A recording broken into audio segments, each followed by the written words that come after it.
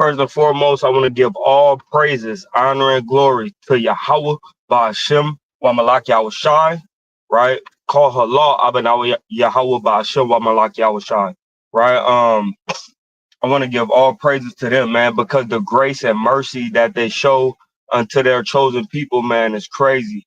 You know, a lot of us, man, we deserve worse than death, man. But every day, the Most High wakes us up, man, through the spirit of Yahweh Shai, man, you know, and the grace that he showed. You know, he wakes us up every day, man, to try to do this thing again, man. So all praises to Abanawi Yahweh, Why Yahweh Shai, man.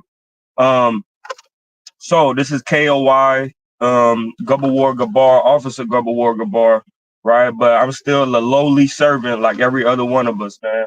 You know, and the reason why I wanted to go through this lesson a little bit. It's kind of a rough draft lesson, you know, so y'all had to bear with me a little bit.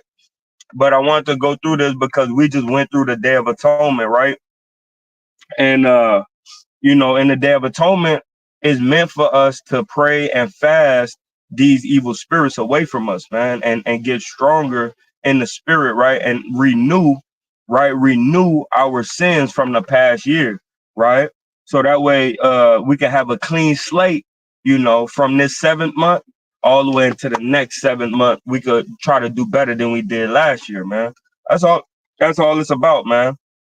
You know, that old saying, right? If you knew better, you'd do better, right? So we know better, and we're getting to know the Most High more and more and more as we go through this walk. And then we got to continue to do better, man, right?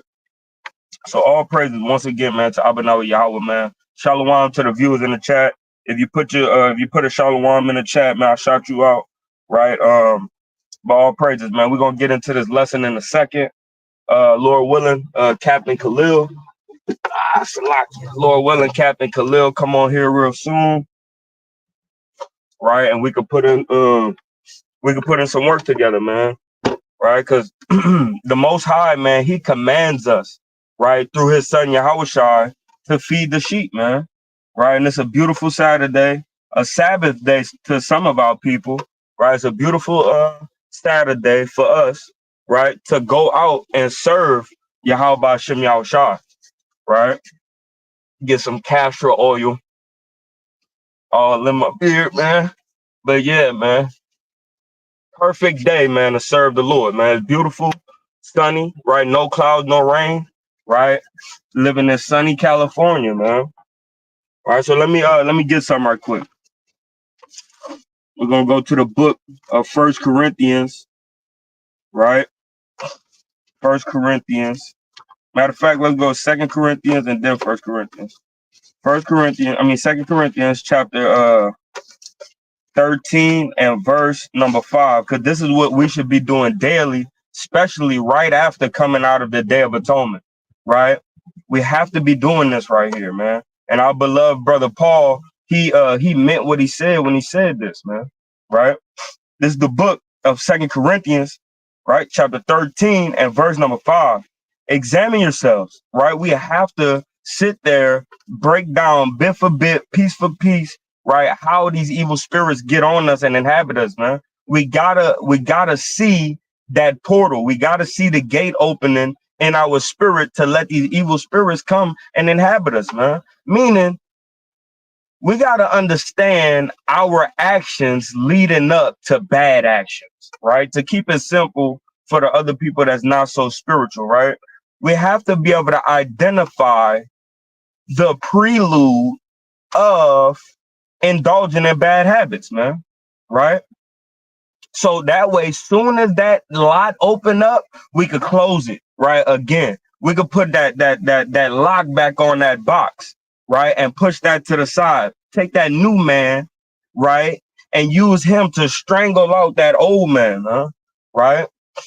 So we got to remember that daily we need to be examining ourselves, man. And on that Day of Atonement, everybody should have been searching very deep within their soul, man, to try to figure out what has been making them go off throughout the last year, man. Right? So again, from the top, examine yourselves whether you be in the faith, prove your own selves. So you have to prove your own self. What that proving comes with, man. I actually did a lesson on this on a street teaching, right? Using Sirach chapter 6 and verse number 7 on down. Right? Because we always use that to say we gotta prove a friend. But have you proven yourself to be friendly? Give up on yourself, man. Right? Or do you take the time? Do you take the time to fully say, man, I love me. I'm gonna take care of me. I'm gonna put oil in my beard. I'm gonna make sure I get my waves popping. Right? I'm gonna get my hair done every 2 weeks. I'm gonna get my hair cut every 2 weeks. Right? Are you really examining yourself, right, and taking care of yourself so you could do the same thing for the next brother or sister, man? Are you really looking deep within yourself and saying, damn, my attitude was bad yesterday. I'm gonna do everything in my power to speak positive to myself, right? So I can speak positive to everybody else, man. Are you checking, right, that spirit of depression, man? Right? Are you proving it to yourself, man, that you're happy to be in a faith with which faith goes back into belief, and belief goes back into obedience, and obedience goes back into trust, right? Are you really sincerely trusting in Yahweh so that way you'll be able to trust in yourself, man? Or are you just walking this walk blind, man? Walking this walk just to be say, I'm in the truth, man. Right? But you're not operating in the facts of the truth, man. And the fact of the truth is you got to stay steadfast, unmovable, proving to yourself, man, that you believe in a Mashiach Yahushua. Right? So it says, examine yourselves, whether you be in the faith, prove your own selves. Know ye not your own selves? You don't know what makes you go off. You don't know what makes you angry. You don't know what makes you sin, right? How don't you know these things, right? And this is the second time Paul is writing a letter to the Corinthians, and only Lord knows, only Yahweh Bashem Yahushai knows how many times he visited those churches in Corinth, right? And he writing them again like, bro, like I just had to correct y'all in the first letter, and now y'all still doing the same thing. Some of y'all brothers is worse, right? You ain't checking your spirit. You don't know your own self, right? How that Hamashiach Yahushai is in you, except you be reprobates, man. Except you be a willful sinner. You don't even care about if you sinning or not, man. Right? You don't know that a Mashiach Yahushua is within you, you Bible believers, man. You scripture believers, man. You Yahweh Ba'ashem, Yahweh Shai believers, man. You can't see, right, that Yahweh Shai is dwelling within you, but you like letting evil spirits inhabit you, man, because you don't check yourself, man, right? And the Lord says the prayers of the righteous availeth much, man, right? And if you fast and pray, right, your prayer will pierce through the clouds, man. Right? So we have to remember, man, that we have to examine ourselves. Right? Verse 6. This is how I feel about y'all, man. Right? It says, verse 6, 2 Corinthians 13:6. But I trust that ye shall know that we are not reprobates, man. We try our damnedest, right? We try with all heaven inside of us to keep these commandments, man, right? And serve Yahweh Bashem Yahushua in obedience, man, in faith, in belief. So I trust that the viewer that's on this chat, man, that you are not reprobate, man. I trust that, man, because if so, you would have got off or not got on like everybody else, man, you know? And everything take time, man. We have to build up our spirit. It's just like if you wanted to become a bodybuilder. You just don't hop in the gym, shoot some steroids, and now you just strong all of a sudden. No, man, you hop up in the gym, don't shoot steroids. You eat right, you train twice a day, you walk in the evening, you this and you know what I mean? You got the balanced diet, carbs here, 8-ounce steak, this, that, and the third. Just the same way that when you bodybuild and you trying to get your gains up, that's how you got to be in the spirit, man. You pray here, you fast here, you teach here, right?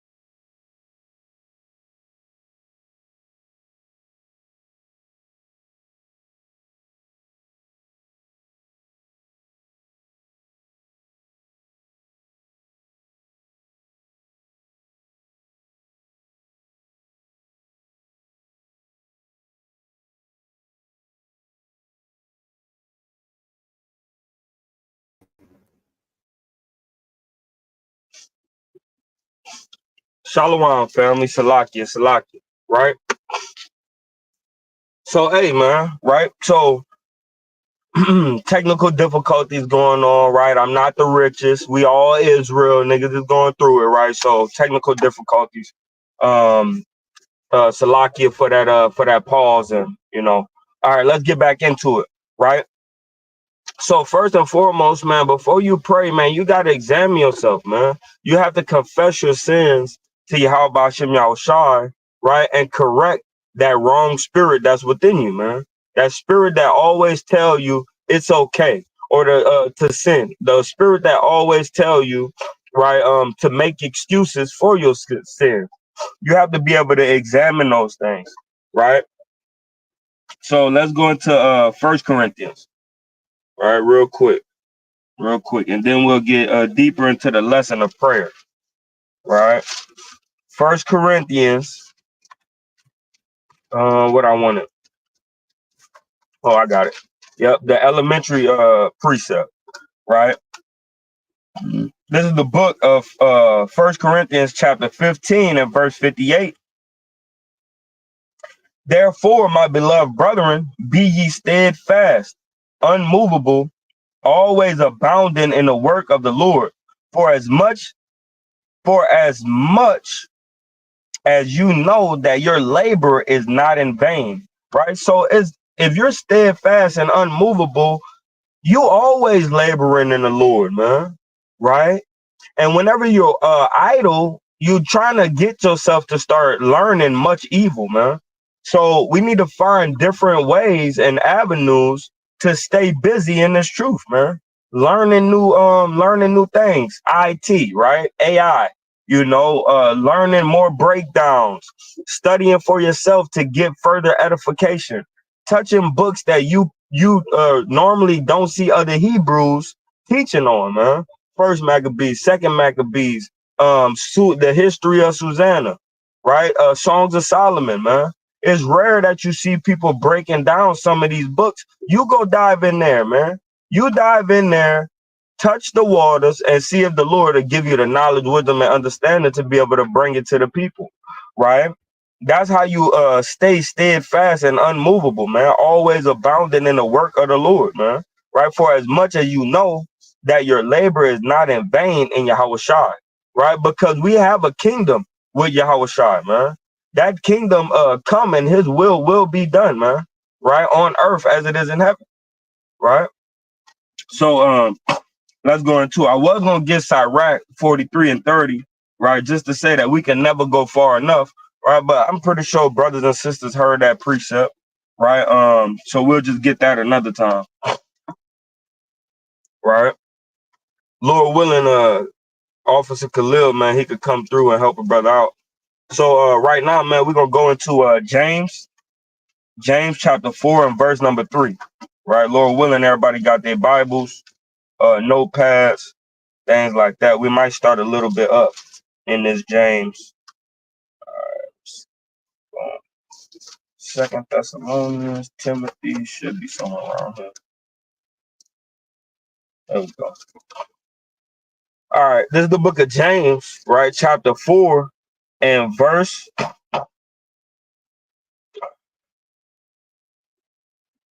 Let's start at 1. It says, from whence come wars and fightings, right? And it says, from where comes wars and fightings among you?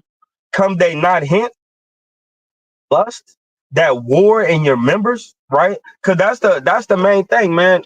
We have a war that's going on in the inside of our body to be better than the next man, to know more than the next man or woman, to have a better hair wrap than the next woman, a better dress, all the fringes on the bottom of your dress, right? Everybody, well, they have so many people in Israel that's trying to one up everybody, right?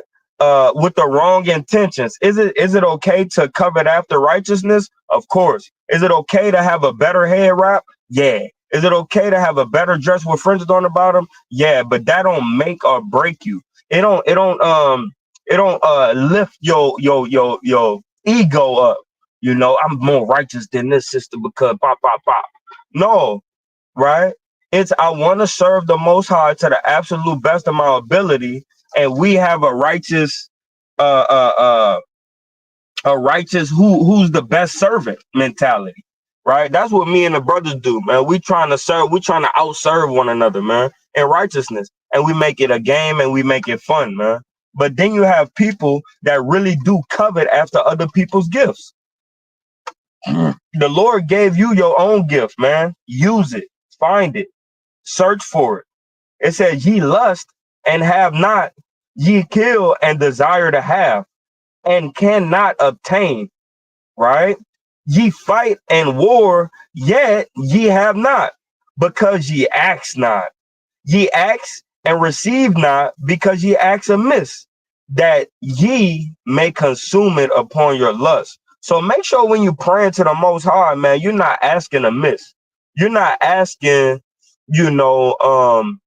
please, Lord, just go ahead and if you could possibly, go ahead and give me this new whip that I was thinking about. It is a SRT, and please, Lord, if it be of you, if it be of your will. No, man. Hey, Lord, man, I need you right now, right? Can you, Baba Kusha, guide me to the right decision when it comes to picking a vehicle, right? Ba Shem Yahushua Mashiach Amah, right?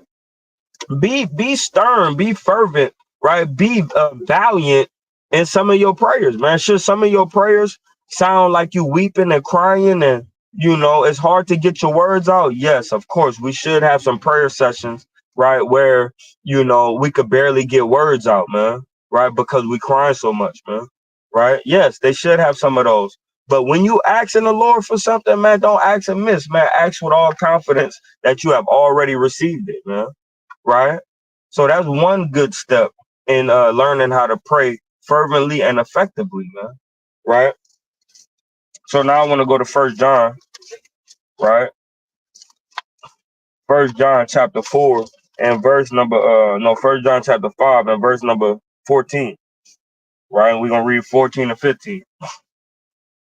Let's start at 13. This is the book of First John 15 and verse 13.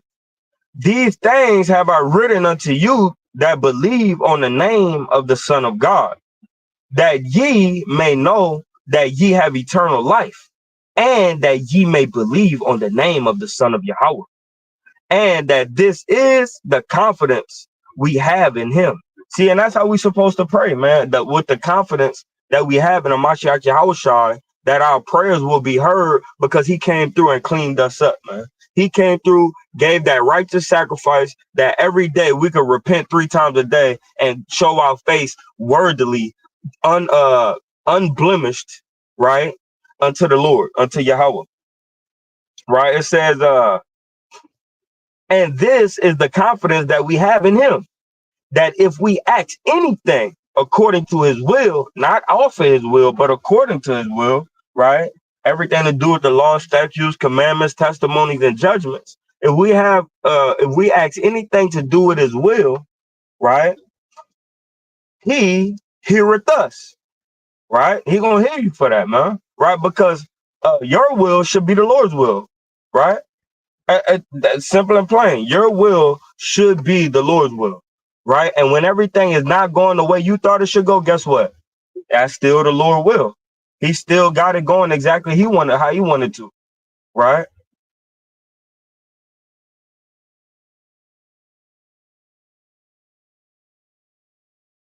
Damn, Lord willing to shake back. All praise to the Most High. But if you pray asking for something and it's of the will of the Father, man, 9 times out of 10, he gonna give it to you. And if he don't give it to you, it's because it's not that appointed time yet. Verse 15. I'm gonna read into 14 again. That if we ask anything according to his will, he heareth us. And if we know that he heareth us, whatsoever we ask, we know that we have the petition that we desire of him, man, right? And if somebody could drop in the definition of petition, that'll really help a lot, right? But a petition goes into one of those things that people stand outside of the Walmart and say, hey, can you sign this? Right? We're trying to get laws, right, off of our we're trying to get these laws, right, passed to help the poor, man, or help the needy, or a petition is a way to ask Yahweh, right? With one or more right signatures, right? With one or more prayers, man, two or more prayers, man, right? So it says, we know that we have the petition that we desire of him, man, right? The need is going to be met if we ask the Lord with all confidence of his will that it should be done, man, right? And all praise to Abba Yahweh, he promised that he'll do that for us, right? In his time, though, it might not be your time, right? Let's go to the book of John, St. John, right? Chapter 15.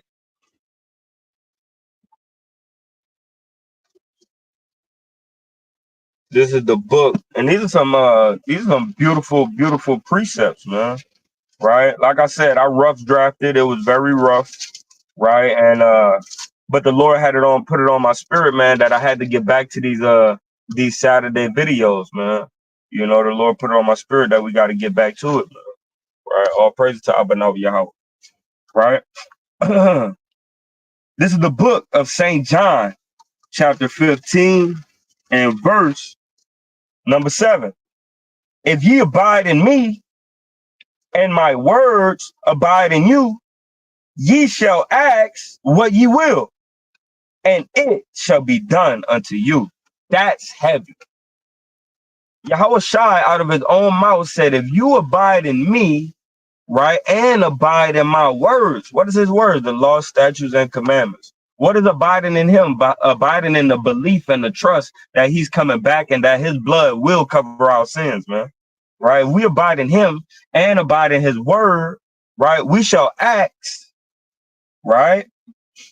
It says, you shall ask what ye will, and it shall be done unto you. That's heavy, right? That's heavy. He said it out of his own mouth, man. He got us, right? That's basically what the Lord has said, man. Look, man, if you rocking with me, I got you, right? That's heavy, man. And we should really appreciate that more, man. It should make us be more circumspect on how we move in our day-to-day life, knowing that Yahweh Shai said, you know what? You believe in me, you trust in me, right? You abide in my words, I got you. That should make you walk better, man. That should make your life easier when it comes to serving the Lord. That should make the chastisement of the Lord that much bearable, that much more bearable, right? When you know that Yahweh Shai said, if you abide in my word and you trust and believe in me, I got you, right? That's heavy. Isaiah, this precept here, right, meant the world to me when I read it, right? It gave me every bit of what I should have in the Lord, man, when I read this, right? We're going to start at 23 on this one, I believe. The book of Isaiah 65 and verse, let's see where I'm at.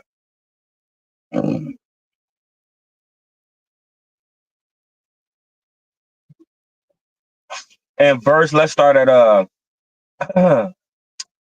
verse 23.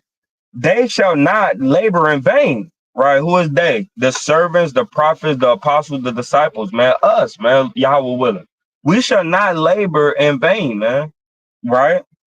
They shall not labor in vain, nor bringeth forth trouble, right? The Most High, he has us to create peace in people's lives, man.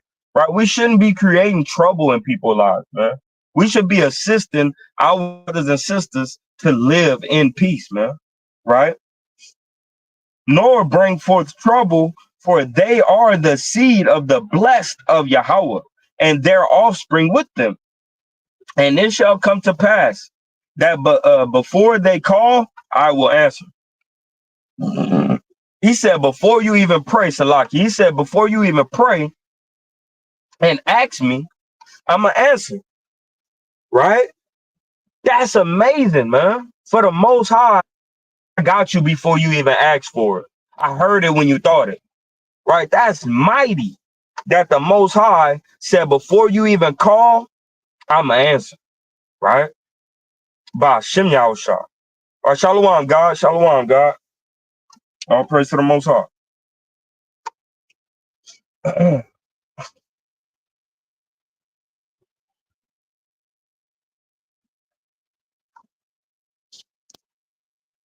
He said, I'm already going to answer the call before you even ask for it. I'm already going to answer the call before you even ask. That's right there, man. Slakia, man, I had a shower, you know what I'm saying, drop them kids off in the bathroom real quick. Sheesh. I had to go to bed till 6, man. Struggling, man. I might have to do some light nightly after camp lives, something. I don't know what's going on with my weather scheduling. But praises to the Most High, though, man. It's very powerful what the brother just said right now, man. I'm gonna answer before you even call. All you got to do is just call on him, man. Just call. Man. You know, he's always there, but brothers put it in fixated in their minds that they don't need nothing. That pride tries to set in, whether it's on a high degree or a low degree. You know, hey man, don't do it because we all found out that we couldn't do nothing in this world without the Most High and the Son. When you come into this truth, then you realize, like, damn, man, this is what I've always been needed. So you got to stay steadfast in that thing and continue to pray and never cease on that prayer, man. You know, asking for something that the Most High knows you need. You just got to know you need it, right? All praises. All praise to the Most High, man. You shalom'd everybody already? I didn't hear you shalom. Shalom, peace and blessings to everybody. All praise to the Most High. All praise to the Most High. All right, so back, I'm gonna get back into this Isaiah, right? 65 and verse number 24, and it reads, "It shall come to pass that before they call, I will answer." Right, and that's heavy, man, for the Lord to say that, man. Because when you read right here, this is talking about in those days, right, when brothers come back, right, to serving the Most High God, man. And he said, in those days, man, when you call, right, before you call, I already answered it, man. That's heavy, man. And when we walk on our day-to-day life, man, we have to be amazed at the ways of Yahweh Shem Yahushua, right? It should, everything that we go through in life, whether good or bad, should amaze us. We should be astonished at it, man. Right? Whenever we make it home safe at night, we should be amazed at that, man. Right? Because the Lord could have killed us that fast last night in a matter of seconds. Right? So it says, "And it shall come to pass that before they call, I will answer, and whilst they are yet speaking, I will hear." That's, hey, man. Man, so the Most High, he said there will be no barrier in our communication or in my listening to you when you're obedient and you do what I say and you come back to serving me in the right way. Right? That's mighty through the Spirit, man. All praises to Abanawi Yahweh. Right? So now, he said in the midst, while you're in the middle of your speech, while you talking, I'm already making the action to do something about it. Man. Brothers, they pray, you know what I'm saying? And okay, I hope it comes. Okay, you know, and they give it that time, but the Most High ain't on your time, man. The Most High is gonna spring up into action quicker than you can really understand. That's heavy, bro. Like, you know, we gotta stop taking, you know, the words of the Lord with a grain of salt, man. We gotta take this thing like it's a you know, a sirloin, a $35 sirloin tri-tip steak, man. You feel what I'm saying? With all the right seasoning and ingredients, with the damn seared onions and the bell peppers, man. You know, and then with that loaded mash with no bacon, you know, on the side of it, man. Right? We gotta stop taking his word with a grain of salt and take it like it's our everything. It's our breath that we breathe. It's the land and the streets and the cars that we see. You know, it's everything that we bleed, man. You know, these words of the Most High, man, has to be in you, right? Like a river of water, man, just flowing all day, every day. Right? Con, that's that John 7 and 38. He that believeth on me, as the scripture has said, out of his belly shall flow rivers of living water. Right. That also applies to Yahweh Shai, but that mainly applies to the Most High. Right. In the scriptures right now, we were reading Isaiah 65. You got to believe on that. You know, and that wisdom will pour out. It'll stay in you. Go ahead, up. So I'm gonna get now I'm gonna go into First Thessalonians, right, chapter 5. And chapter 5 is a damn good book, damn good chapter. You know, the Lord in heaven knows, man, that it is very helpful to read First Thessalonians chapter 5, right? But we're gonna go down to verse 17, right? I might start a little bit up. Okay. All right, 16. yeah, let's 15. Let's start 15. at 15. It says, "For we say unto you by the word of Yahushua, that we which are alive and remain unto the coming of Yahushua shall not prevent them which are asleep." Right? So those people that are asleep you can use this in two folds, right? Those people that are asleep is those people that you're trying to talk to on the street corners, man. We can't prevent them, right, that are asleep, man. We have to help wake those brothers and sisters up, man. Right? You can't just throw in the towel when it comes to breaking down these strongholds on our people, man. Right? Because in their sleep, man, they could get woken up, man. We was once asleep and now we're alive. We was once dead and now we're alive, man. Right? And up and walking and moving again, man, by Hashem Yahushua. So it says, which are asleep, for Yahushua himself descended from heaven with a shout, with the voice of the archangel, right? And with the trumpet of Yahweh. And the dead in Hamashiach shall rise first. Then we, which are alive and remain, shall be caught up together with them in the clouds to meet Yahushua in the air. So we shall, Salakia, so shall we ever be with the Lord. Wherefore, comfort one another with these words, right? And this is another thing that we need to pray for, man. We got to pray to be the elect. The Lord commands us to pray to be the elect, man. Right? So right here, this might not seem like a prayer, right? But this is definitely a meditation, man. This is a on the cuffs of a prayer, man. Right? And we need to pray to be of the elect. We need to pray to be able to meet Yahushua in the clouds, man. When this nuclear war falls out, man, it's coming nearer than we ever believed, man. Right? So we got to make sure that our sins is melting away like the snow upon a mountain, right? And those sins that was once red like crimson are now turning white, man. We got to pray that the Lord we got to pray to the Lord constantly to forgive us for our sins, because it's only a matter of time for, just like you see those airplanes 30, 45, 50 times a day, you're going to see Yahushua and all those chariots, right, at once and for all, man. Right? Mm-hmm. So, Khan, go ahead, King, if you got something. Yeah, man.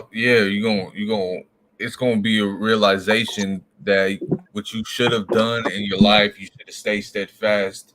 You should have prayed more. All of these things is gonna happen to you regardless when that day comes. You might think you're doing enough right now. You might think you're staying steadfast right now. You might think you prayed enough. But in that day, you're still gonna have the vexation of spirit that you should have done a lot more than what you could have, right? You're gonna be overwhelmed with vexation, when you realize that, damn, I should have done more, I could have done more. Spirit gonna hop on you in that time, right? That's all I wanted to say on that. Get going through it, trying to park and do this work.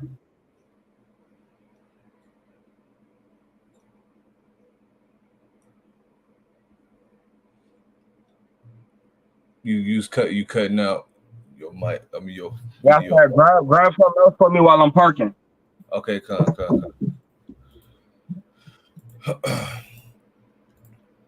That's all you wanted on First Thessalonians, right?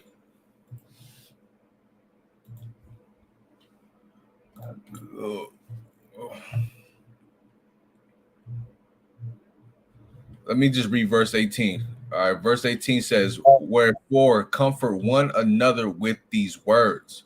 Right, these words is the understanding of what we read here in First Thessalonians chapter 4. You know, the end game, the end goal, the end. What's the word I'm looking for? The coming of what's coming to the end. Right, that hope in the gospel and things along those lines is what we're seeing here is going to happen. Then we which are alive and remain shall be caught up together with them in the clouds to meet the Lord in the air. That's something that we all should be striving to want to do. This should be something it has a lot of meaning embedded within this one verse, right? This is all of Isaiah 61 about to come into fruition, right? The destruction of our enemies is all in here, right? Our hope and salvation towards the kingdom, resting forever for everlasting life. That's all embedded in these scriptures right here, you know? And that's why verse 18, when you read it, it says, "Wherefore comfort one another with these words," because once you give somebody that hope, you give somebody that increase of faith with the understanding that comes within verse 17, it's a comforting spirit that's gonna overcompass them, right? It's gonna make them want to do the work. It's gonna make them want to stay steadfast. So this is why we got to do this, man. This is why we do this thing, man. You know, we tell our brothers and our sisters out there when we teaching, you know, whatever you going through, don't even worry about it for it much longer, right? Because there's a time that's gonna come where we can make it to the kingdom, but there's stipulations in place that we need to teach them when we're going to camp, right? And that's to keep the commandments, the law, statutes, and the commandments, and faith in His Son. And you really got to believe on that, right? You really got to believe on that to the point where you're being used as a vessel, and now you're applying an action based on that belief. You understand? Wherefore comfort one another with these words. Man, that's powerful right there. I love that one. All praise to the Most High. Let's go. Cause we gonna second that, right? That's actually a precept to go with that. Let's go to Hebrews chapter 11 and verse number 5 and 6.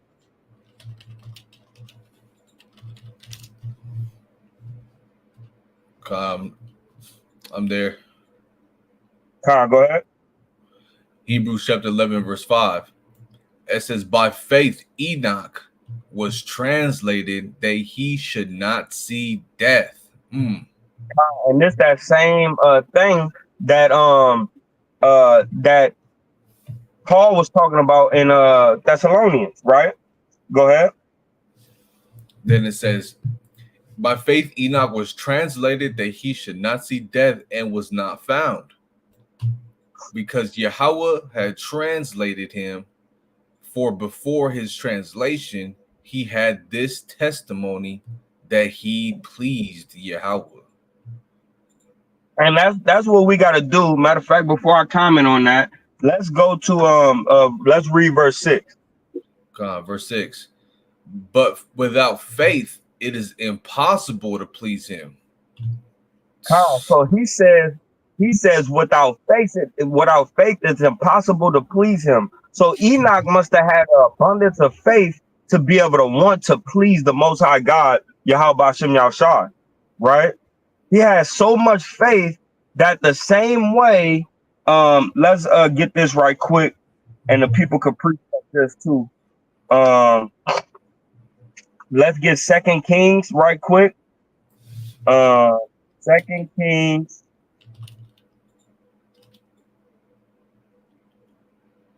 Two.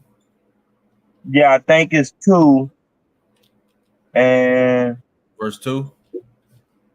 probably is that's when Elijah got beamed up. Oh, no. That's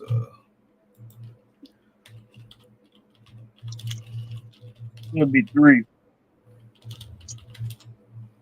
Hold on, it's a lucky, y'all. Yeah, it is actually. Let's see. Yeah, 2 Kings 2:1. With this, you want to read the account, or you want to get straight to the point? Go ahead. Start at 1. All right. This 2 Kings 2:1. And it came to pass when Yahweh would take up Elijah into heaven by a whirlwind, that Elijah went with Elisha from Gilgal. So And Elijah, Elisha, Salakia. go ahead. So Elisha was moving with Elijah, right? We're gonna kind of skim through it. Elisha was moving with Elijah, and he told Elijah what? He said, "Hey, look, man," because he was like, Elijah was like, "Stay here. I'm gonna go over here. The Lord got some business for me to do." And Elisha was like, "Man, I'm not leaving your side, man, till the Most High, till I die or you get taken up. I'm not going nowhere, right?" So let's drop down to 11. Verse 11.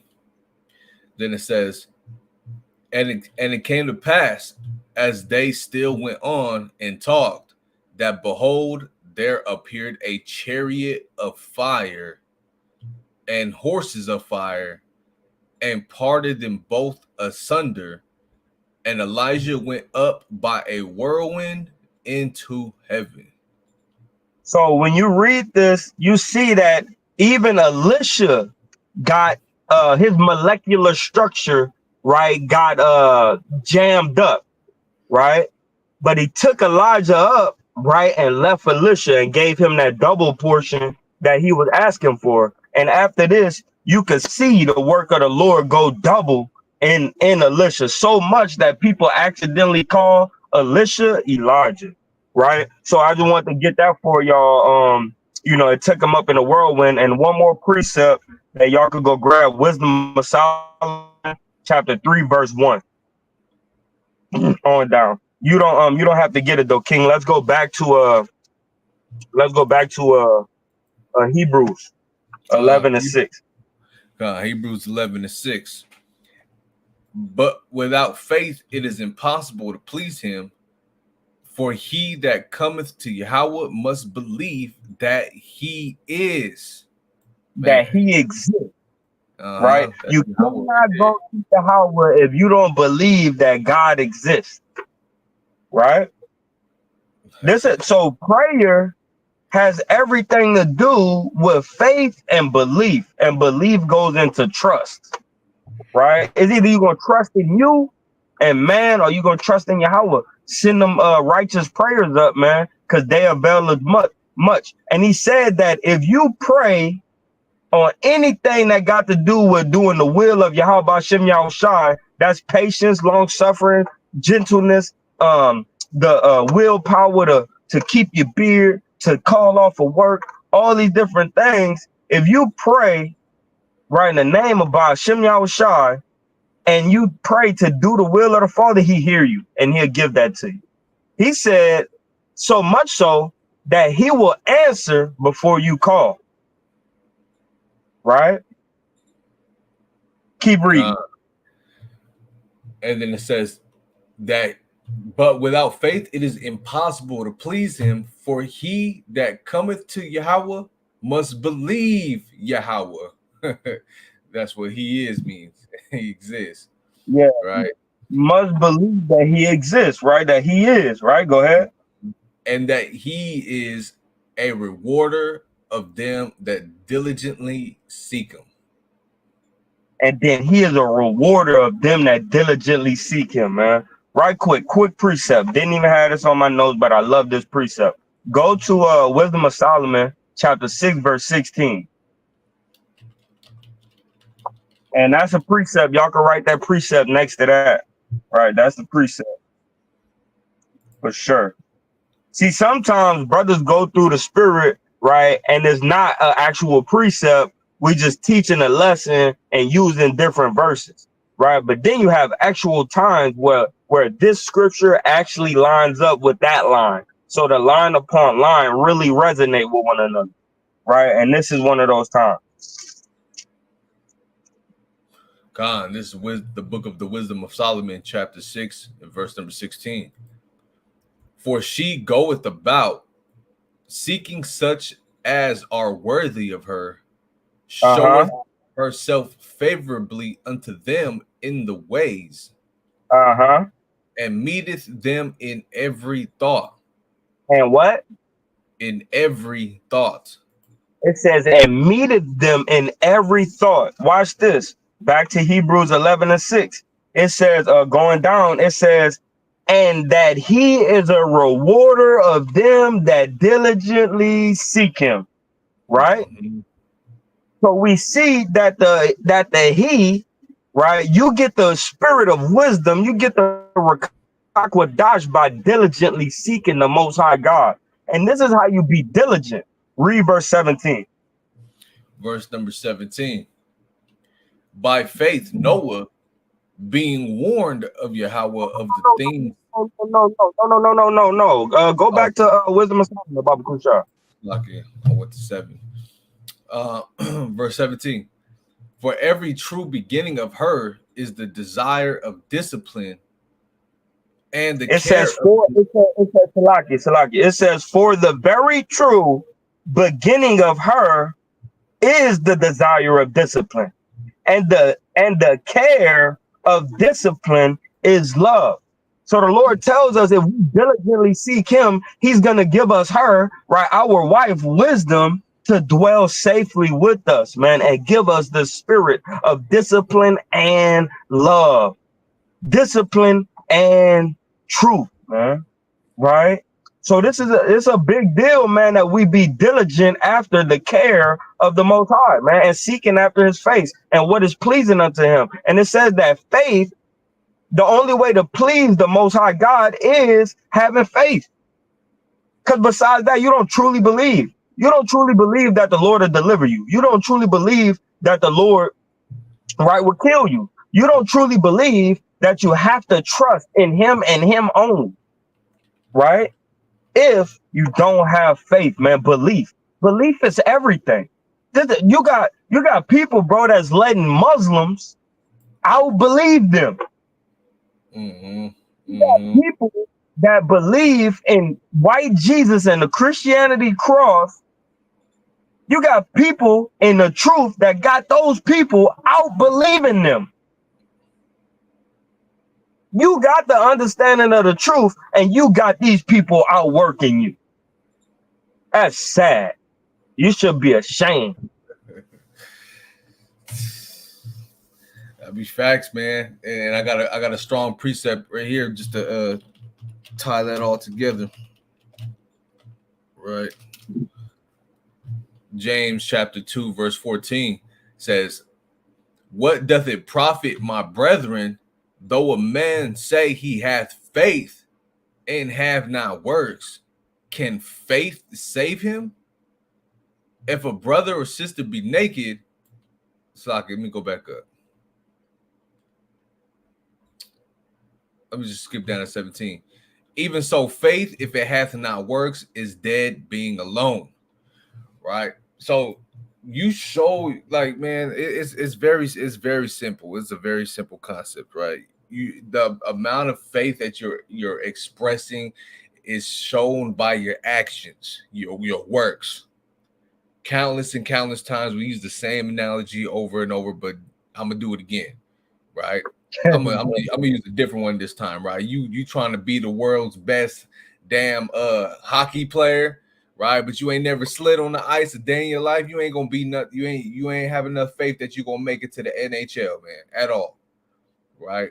Faith is applied by your matter of fact, faith is amplified by your actions. That's what I want to say, right? It's amplified by your actions. And like the brother was saying, man, you got white Jesus believers over here out working y'all with their faith level, man. And also you got to do something about it, man. You just got to do something about it. Go ahead, King. You gotta do something, bro. You know what I mean? All right, let's go into it. So moving forward, right? We're gonna go to John, right? Back to John chapter 15, St. John 15 and verse number 16. Oh Right? man. I thought about that Right. earlier. Let's start at 14. Con. This is the book of John, chapter 15 and verse 14. Ye are my friends, if ye do whatsoever I command you. And that's called trust, right? That's called trust. You are my friend if you do whatever I command you, right? Go ahead. Verse 15. Henceforth I call you not servants, for the servant knoweth not what his Lord doeth. He said, I call you not servants because servants don't know what his Lord is doing. I told y'all what I'm doing. I said that I'm going to prepare a table for you. Do you truly believe that? Do you trust that? Am I for a season and coming back to drink wine what you knew in the kingdom or not? Do you believe that?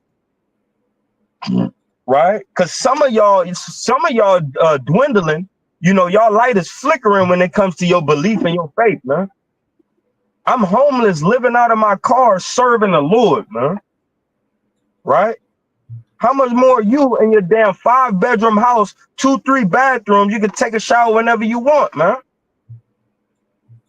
Right? 3 wives, 6 kids, and you ain't serving the Lord how you supposed to, man. Right? Because you don't truly trust. You don't believe. You don't feel. Check that spirit, man. You, man. The Lord, he's looking for those who are willing to serve him in spirit and in truth, man. Sincerity and in love, man. Right? Are you really about that life, man? In the world, we used to hear that a lot, man. Right? But y'all not praising the Lord enough, man. It says, the Bible tells us to always, praying always, right? Praying always, the fervent prayer, right, of the righteous availeth much, man. To be fervent in something is consistent. It's deep. It's fiery. Static. Right? Can people trust your belief in the Lord, man? Or are you going to backdoor them as soon as you get a chance? Right? Let's keep going. God. It says, but I have called you friends, for all things that I have heard of my Father, I have made known unto you. Mm-hmm.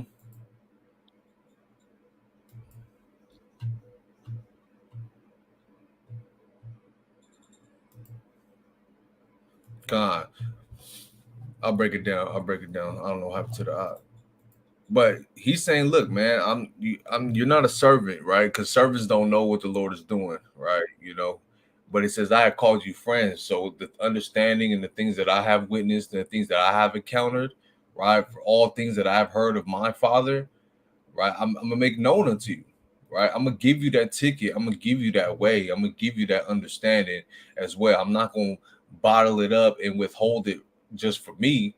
I care so deeply about my friends. I'm going to let them know certain wisdoms, strategies, understandings, right? The gospel, hope, faith, fruits of the spirit, building brothers' spirits up, right? Why? Because I call you my friends, right? And everything that I've heard from my Father I'm not just gonna withhold it. No, man, I'm gonna make it known unto you, you know? And that's what the brother just expressed right now. You know, and that's what's going on here. Go ahead. He says, so he said that he said what? He said, you're not servants because I gave you too much information. I told you things that a lord, a ruler would never tell his servant. Right? So you're no more a servant, but he said what? I have called you friends. Right? Go look up that word for friends, man. Right? Because the Lord said what? When the people were trying to tell him, there go your mama and your daddy, right? And your siblings. He said, man, my people, the people that be serving the Lord, man. Right? And I said that roughly on purpose, man. Right? But my people, those people that be serving the Lord, man. Right? Go ahead.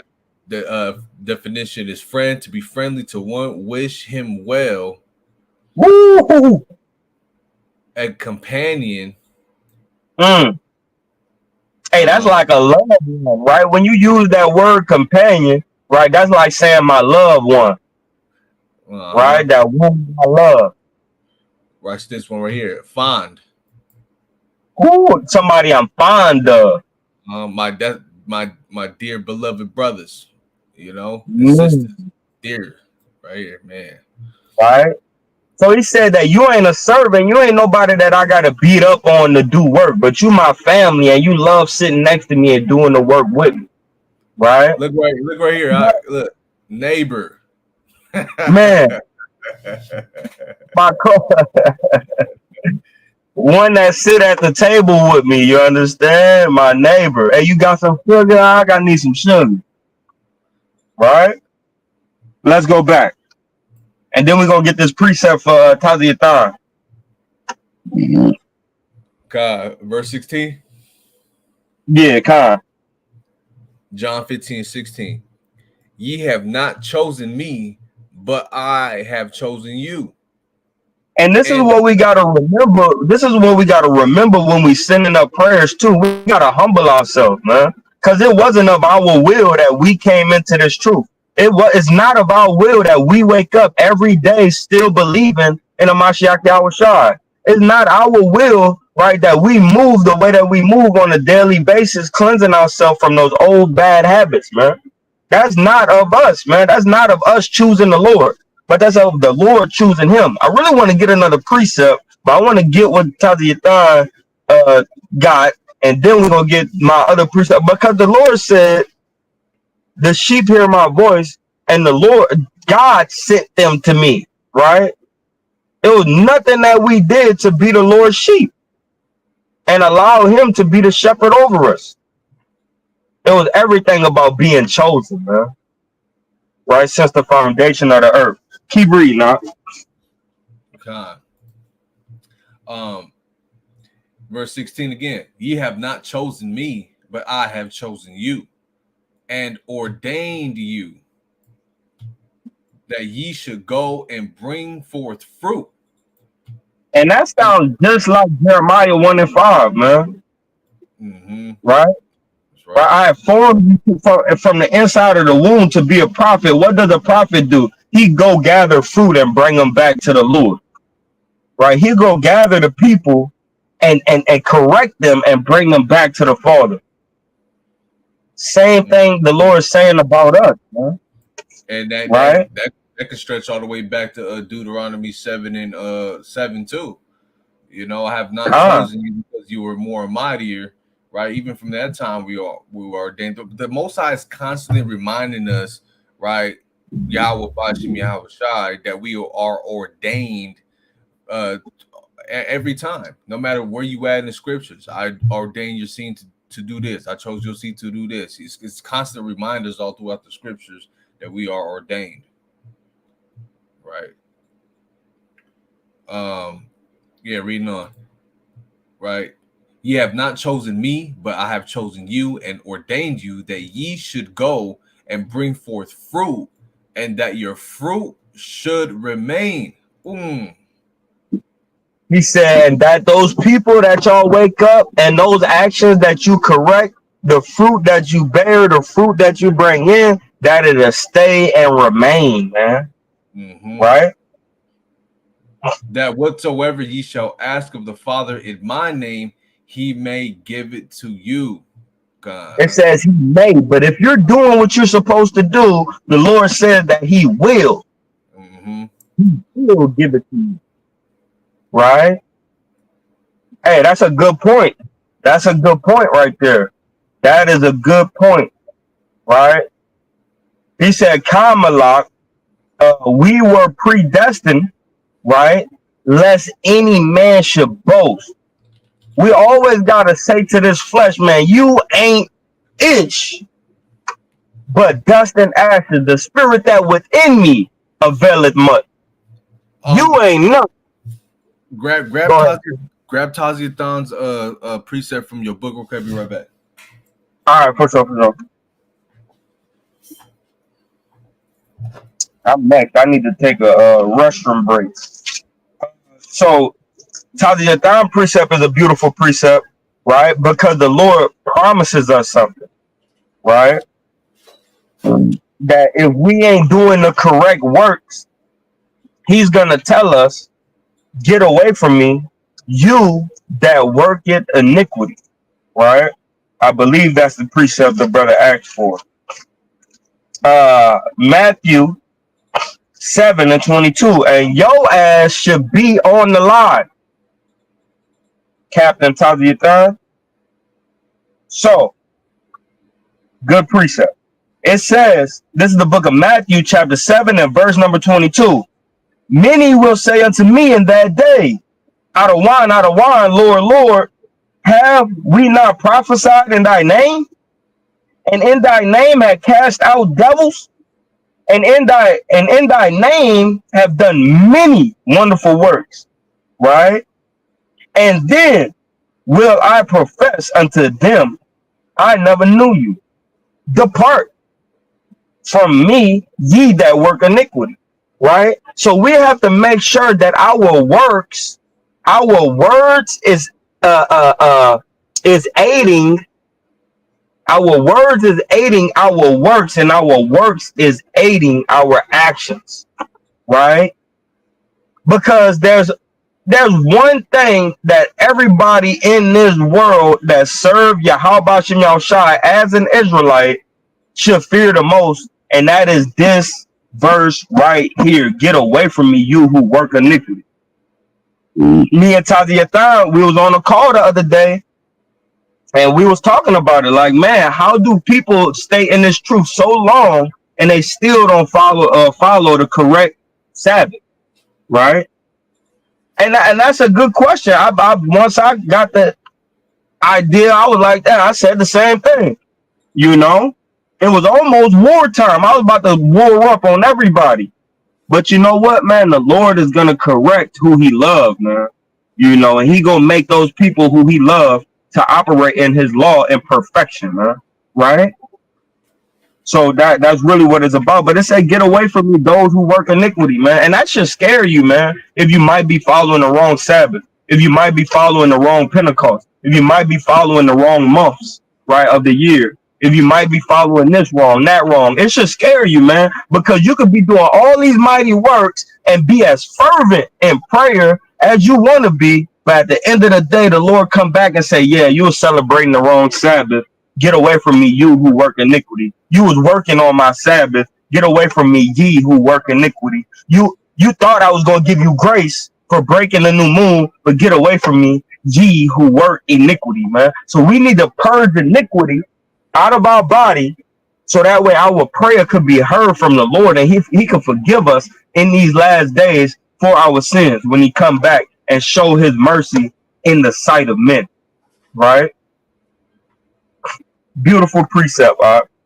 Wonderful, wonderful, right? This is the book.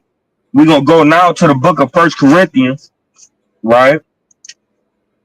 First Corinthians chapter 10 and verse number 13, right? And I don't know how much y'all needed this, right? But I needed this lesson, man, right? This lesson is speaking to my spirit and my soul, man. This lesson is correcting me for all my mishaps and my mistakes, man. We got to serve the Lord better, man, right? When I said that thing about them Christians, I even had to examine myself while I was speaking it. Like, damn, I have been doing a little bit better, a little bit better, right? Lord, please don't take that and start whipping my ass. Oh my God, right? The Lord has put the spirit on me to be a little bit better. Lord, put more of the spirit on me so I can outdo these Christians, right? Let me say it like that. Lord willing, He don't jam me up because I said something too fast, right? You even got to watch what you say, man. The Lord be the Lord. Hey, look, man, those who He loves, He chastises. Watch your mouth, man. Safeguard your mouth, man. I'm talking to me too. I had to correct that, man. Y'all pray for mercy for a brother, man. All right. First Corinthians 10 and 13. That's what you call the fear of the Lord on live YouTube. Right? First Corinthians 10 and 13. Right, like your daddy come inside, you know you was doing something wrong. You drop it and say, "Hey, I wasn't doing nothing." Right, same thing, man. That's how I fear the Lord, man. Right, all praise to the Most High. So it says, and Lord willing, He'd never take that spirit away from me. Right, First Corinthians 10 and verse number 13, and it reads, "There had no temptation taken you, but such as is common unto man." And this is why we fast, pray, read the scriptures, apply, right? Because and apply the scriptures. Why? Because every temptation a normal person goes through, they just always fall victim because they're not looking at it as temptation. When we come to believe and trust in the Lord, we need to identify temptation. This is why I brought out at the beginning of the live, we have to examine ourselves whether we be in the faith, and we have to prove our own self, right? Because temptation will come in, and that ain't nothing but the Lord proving us, quote unquote, testing us, right? To see, and it said that the Lord never tempted any man, but He gives charge to His angels to do so, right? He ain't doing it, but He charged Satan to go ahead and make that happen, right? Just want to put that out there because the scriptures also tell you that He don't tempt no man, right? So, but He put us through these trials and tribulations because He know that we could come out of it on top, right? And if the Lord trusts in you like that, why you can't trust in Him like that? That's the question you have to ask yourself. So going back into it, Well, First Corinthians. Karen, go ahead. Right. So what you just said was powerful, right? That's how. See, look, you already read 1558, right? First Corinthians. Yeah, I already brought that out. Yep. Okay. Con. So let me go back to it real quick because I just got something right now through the spirit. Watch this. Okay, I gotta use the restroom right quick. Take over right quick. Okay. So check this out. This is mighty right here, right? Look at this. First Corinthians 15 and verse number 58. Let's go down. So it says, "Therefore, my beloved brethren, be ye steadfast, unmovable, always abounding in the work of the Lord." So sometimes you got to read these scriptures backwards in order to kind of get the true sense of what it's talking about, right? If you're always abounding in the work of the Lord, right, you will become unmovable. You will become steadfast. See that? "For as much as you know that your labor is not in vain in the Lord," right? Reading backwards again, if you labor, right, it's always going to profit you in the way that the Most High needs it to profit you, right? The way you need it to profit you, the way He already ordained it to be as profitable unto you, right? If you're doing and abounding in the work of the Lord, then you will become unmovable. Then you will become steadfast. This message is to who? My beloved brethren, right? So, like the brother, like Cap was just saying right now, man. Right, we need to examine ourselves. Let's get that real quick. 13, right? First Corinthians, is that 13? Hey, we officers now, all right? Con. Which one's the It's Second Corinthians 13 and 5. Okay, Second Corinthians 13. Con. Watch this. Second Corinthians, damn, going too fast. My mind's going too fast. All praise to the Most High. I just took a sip of a cup of Joe. That's why I went there right now. Got me. Back me right back up. 13 and 5. Watch this. Look, examine yourselves whether ye be in the faith. Prove your own selves. Now, this is the thing right here I wanted to bring out, right? Proving your own selves. Because if we leave it up to ourselves for our own reproof, right? Our own proving, it's gonna go bad for us, right? We've always tried to do that all our lives. So what's gonna prove us, right? The Most High is gonna prove us, right, through His way of reproof. We have to match that energy, right, for lack of better terms, right? So now when we go here to Second Tim 3, and I think it's verse 16. Right here. Second Timothy 3:16. All scripture is given by inspiration of Yahweh and is profitable for doctrine, for reproof. That is what we need to prove ourselves by the scriptures, right? The wisdom, the knowledge, the understanding, the laws, the statutes, the commandments, right? The biblical accounts of what our forefathers and foremothers have went through. Meditate on these things, understand these things, and then we gain correction from it. That's how we prove ourselves, right? And when we understand that, that is ultimately what the Most High has provided for us for that reproof. Understand? Going here, right? Prove your own selves. That is the tools necessary that we need to prove our own selves.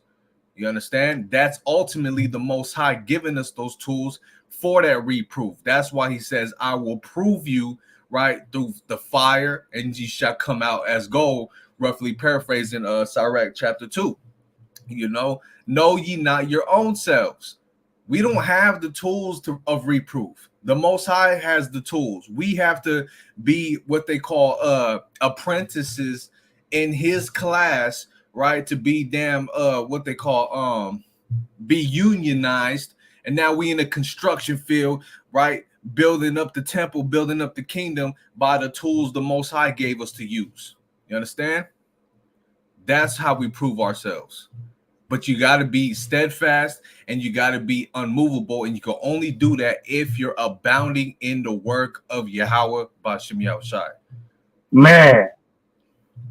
God, teach Doc. Let's go back to 1 Corinthians 10 and 13. Come on, got you. All praises, man, for the Most High Spirit, man. That Rakakwa Doc. That thing is more moving than any water, man, than any motion. Right, all praise. It's so moving. You got Tazi Yathan in Dallas in the chat dropping bombs. Quick preset.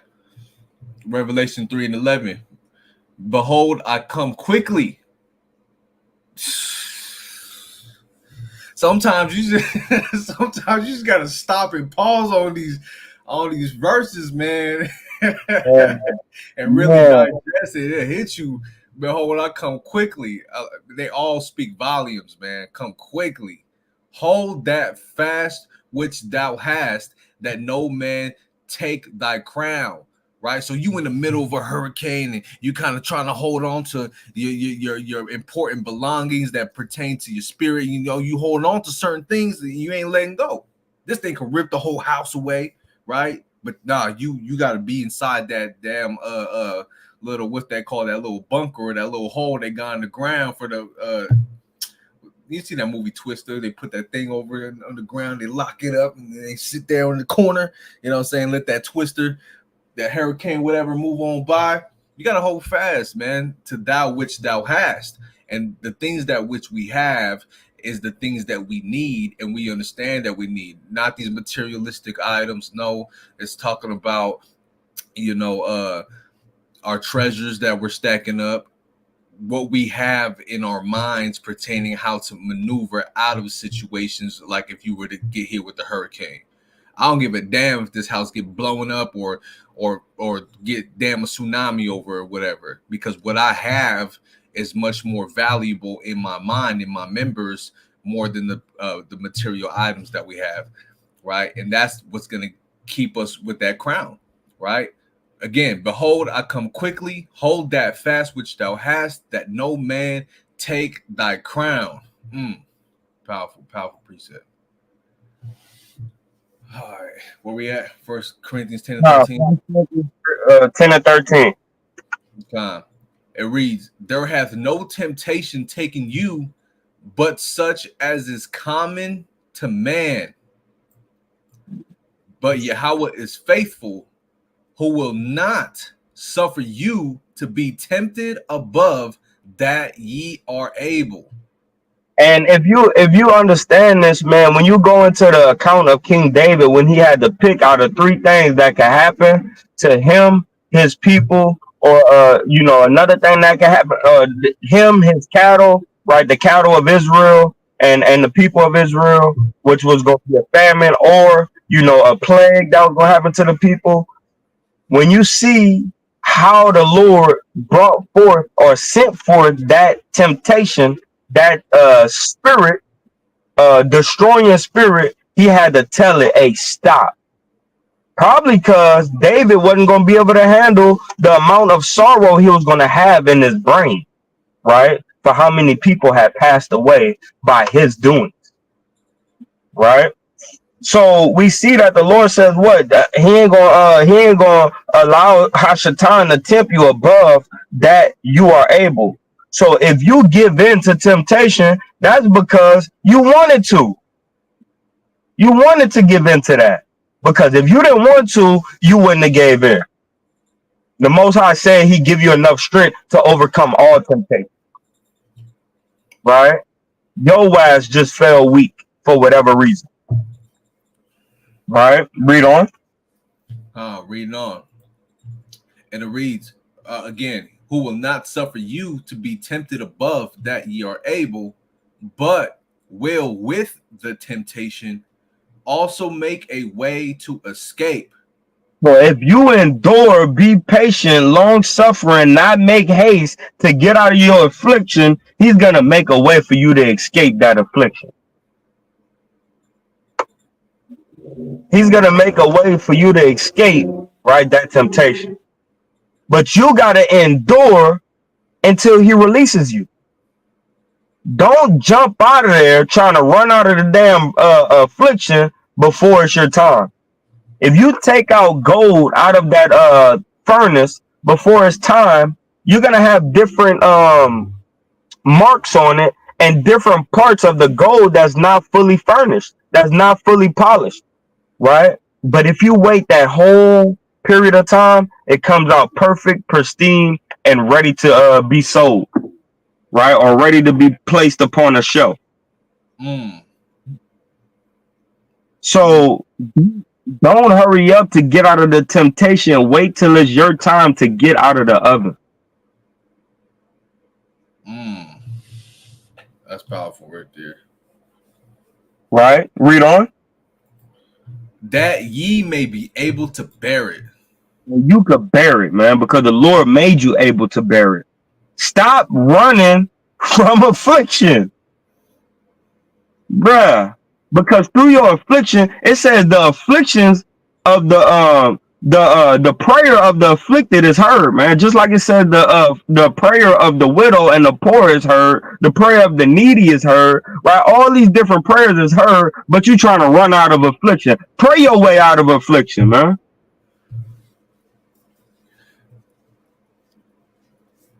Fast your way out of affliction, man. Call a godly man or woman to pray with you to get out of that affliction. Stop trying to remove yourself out of the affliction. This is why this lesson is so important, man, that we learn how to clean up ourselves so our prayers could be heard, man. Right? And the Lord puts a magnifying glass on the prayer of those who are being afflicted, but you want to get out of it. That's right. That's right. I want to read this last part on there real quick. Watch this. So everything we just read right here, right? Of course, classic 1 Corinthians 10:13. No temptation is gonna overcome you. You can overcome it, right? But what it's going into right here, this last part, it says, but will with the temptation also make a way to escape, that ye may be able to bear it. Right? A lot of these temptations that brothers and sisters are facing is always rooted in serving something contrary to the Most High, is which why verse 14 says, wherefore my dearly beloved, flee from idolatry. See that? Because all these temptations that are in the world, right? Lust, drugs, right? Over drinking, strong drink, right? Fighting all these damn demons. All of this stuff is formed and rooted in idolatry, meaning serving other gods, other powers contrary to the Most High. See that? Man, Yeah. that's mighty. That's mighty right there. Yeah. All right, next precept. Lord willing, we can get like two more before we got to close out. I got to head up there to Marino. Let's get Matthew 21:21.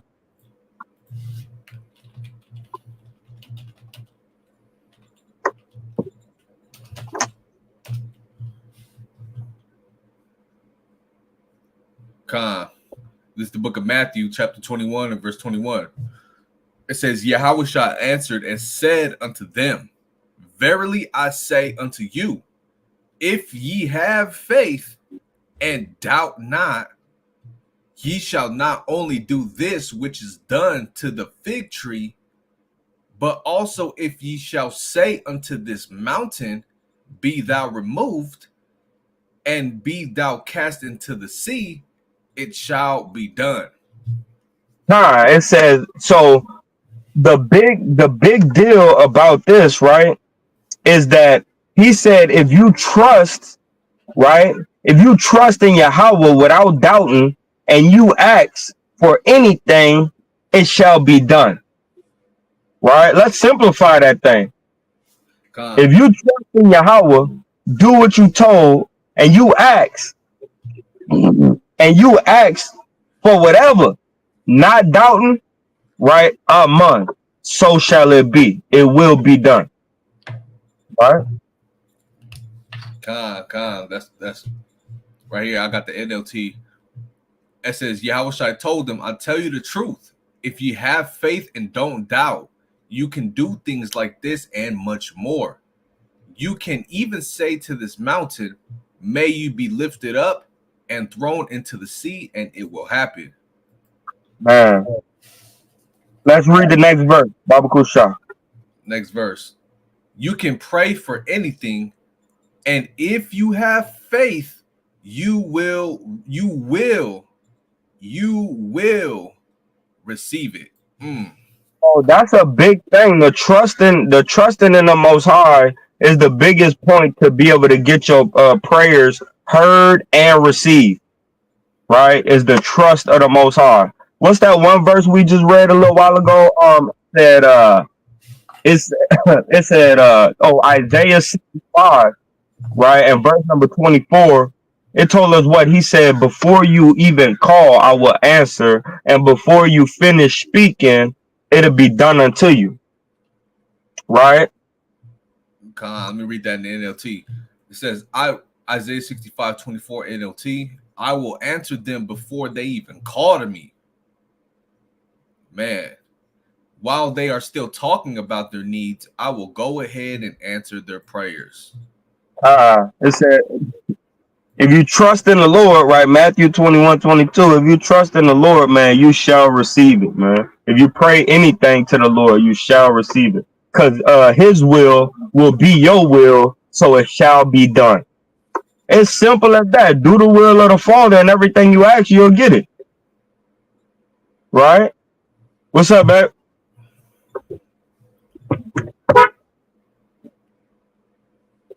Almost. She come and check out on us. We about to end out in a second. But give for me Psalms 55:22. And then we'll end out on this one. So I can head up out there. What's up, man? So I would know if I followed them.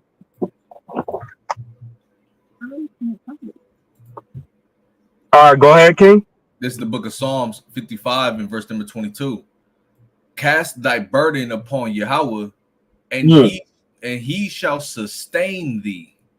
It says, if you pray and cast your burden on Yahweh, he will make sure that you'll be okay. That's right. He shall never suffer the righteous to be moved. It's like, because what? The righteous is supposed to stay fast, be unmovable, always abounding in the work of the Lord. If you're righteous, the Lord won't suffer you to be moved. He will keep you right where you're supposed to be, and he will move you right where you're supposed to be the next time. Right? Read on. Verse number 23. But thou, O Yahweh, shall bring them down into the pit of destruction. Bloody and deceitful men shall not live out half their days. So if you're righteous, your ass is gonna get destroyed.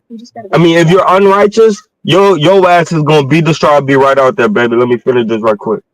If you're unrighteous, your ass is gonna be destroyed. If you're righteous, you shall not be moved. No temptation will destroy you. You won't suffer. You won't be in depression more than a day. You will remember you need to trust in Yahweh Shem Yahushua. Right? Read on. But I will trust in thee. What? Bloody and deceitful men shall not live out half their days, but I will trust in thee. And that goes back to verse 22, man. Right? The righteous have to trust in the Lord so they cannot be moved, man. Give for me Matthew 26 and 6. We'll read the verse 13 and close out. Con, you can close out. I'm gonna make up that 30 minutes I was late. I'm gonna stay on. Con. All right. Read that for me. Matthew 26 and 6. Now when Yahushua was in Bethany, in the house of Simon the leper, there came unto him a woman having an alabaster box of very precious ointment, and poured it on his head as he sat at meat. But when his disciples saw it, they had indignation, saying, to what purpose is this waste? For this ointment might have been sold for much and given to the poor. When Yahushua understood it, he said unto them, why trouble ye the woman? For she hath wrought a good work upon me. For ye have the poor always with you, but me ye have not always. Con. So, keep on going. For in that she hath poured this ointment on my body, she did it for my burial. Con. So, go ahead. Verily I say unto you, wheresoever this gospel shall be preached in the whole world, there shall also this, that this woman hath done, be told for a memorial of her. Con, so all praises to the Most High, man. With that, I'm gonna say shalom. I'm gonna go ahead and bid the brother a good rest of the lesson. Right, call law. Abanaw Yahweh Shem Wamalak Yahushai. All praises, honor, and glory to the Father that's in heaven. Right, through His only begotten Son, named who the world ignorantly called Jesus Christ. Shalom, Kwam Yahshua. Kwam Yahshua. Shalom. Shalom. Leave. Pick me out. Con. Yeah, so that's very powerful what we're seeing right here, right? That's why we're reading about it, right? This is why we're reading about it right here in Matthew chapter 26, because Yahushua said it shall be told for a memorial of her, right? Staying steadfast in certain situations, praying and never ceasing in all your situations, right? We got to understand what was told here in Matthew 26, that look, man, Yahushua wasn't always going to be with us, so we need to cherish the moment and cherish the time that we have left in any situation, right? To hold and be steadfast upon it. You understand? This is a great example of that. The poor are always going to be there. You're always going to be able to do the good work for the poor. But right now, since I'm not going to always be there with you, don't knock this woman for, getting that alabaster box full of precious ointments and pouring it on me, things like that. Because look, you got to understand, you got to cherish that situation, cherish that moment. So the moment we got to cherish right now is this truth, being able to do the work and abound in the work of the Lord, being able to teach the gospel to the people, right? Which is the good news of the kingdom that's coming for the 12 tribes, our brothers and our sisters that's out there scattered. Right, we getting ready to go to camp here pretty soon, and we're gonna do the same thing over and over and over and over again while we have the opportunity and the chance to do so. You understand? But remember, we have to stay steadfast in that thing, because we see a lot of brothers and we see a lot of sisters too, right? Come into this truth and fall out by the wayside. You understand? And if the Most High is dealing with you, right, you'll know that he's dealing with you because you've been in the truth for however so long, and you still in this thing and you ain't fall out by the wayside.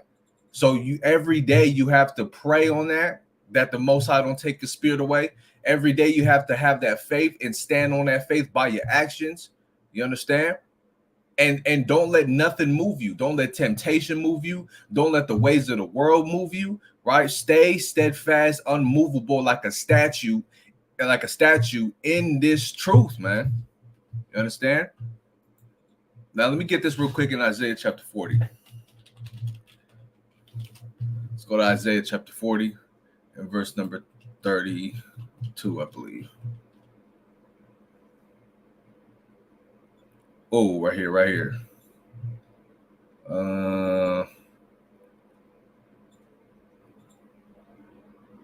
Start at verse 28. Isaiah 40 and 28. It says, "Hast thou not known? Hast thou not heard that the everlasting power, Yahweh, the creator of the ends of the earth, fainteth not, neither is weary? There is no searching of his understanding." Right? So the Most High, he's never weary, right? He's never gonna faint. He's always abounding in his work, even to this very second, minute, hour, this very millisecond that just passed by right now. Right? He's always abounding in his actions. He's been abounding in his actions from the beginning all the way to the end. Right? We just can't see it because we're in that in between. We're in the in between illusion. Right? But the Most High is always doing and writing the good work on this earth every day. We just have to understand it and have enough faith and trust and belief and stay steadfast on that understanding so we can stay steadfast in his ways. Right? Verse 29. He giveth power to the faint, and to them that have no might, he increaseth strength. Right? So if you find yourself in a position, oh, I can't do it, I'm not strong enough, I don't know. Hey, guess what, man? Right? The Most High will give you that strength. Right? And a lot of that strength comes with reading his word. Right? Washing yourself with that water and eating that bread of understanding and drinking that water of wisdom, man. Right? Sirach 15 and 3. He's going to give you that power. Right? You just have to have enough trust that it's gonna happen for you. Verse 30. Even the youths shall faint and be weary, and the young men shall utterly fall. But they that wait upon Yahweh shall renew their strength. Right? So another thing for waiting, right? Another word for trust is waiting. You understand? Oh man, I missed the bus and I was late. I'm just gonna give up hope. No, man, if you wait and trust that another bus is gonna come, you're gonna have another chance to get on that bus, man. Right? If you wait and you be patient, you waiting for things to happen in your life, you waiting for things to move a certain way, you know what I'm saying? Or you just gonna give up and go die about it. No, man, ain't no giving up and dying about nothing, man. We're waiting, we're being patient, we're being long suffering, we're expressing the fruits of the spirit. We're doing all of these things. We're trusting upon the Lord, and when you do so, he shall renew their strength. And how many times you brothers and sisters been through that? How many times have you brothers and sisters had, things are not going the way you wanted to go in your life, and you kind of like down and out, and now you going through depression, then boom, it finally comes, and now you backing you up almighty. Now you back in the spirit, right? Now you back moving. Reading on. They shall mount up with wings as eagles. They shall run and not be weary, and they shall walk and not faint. See that? So you're gonna prop yourself and be in a position to actually go do the work and fly again, man. Right? The baby birds where you kind of like take it fresh off the nest, you know what I'm saying? You kind of throw it over with the mother bird or whatnot, right? They throw the baby over the nest and it kind of just falls down, but then before it even hits the bottom, it flaps its wings, man. Right? So you might be falling out the nest from a high cliff or a high hill on that mountain, and you falling down, but at the end of the day, if you have enough faith and patience and you wait on that right moment, boom, wings flap open before you even hit the ground. Now you soaring to new heights, man.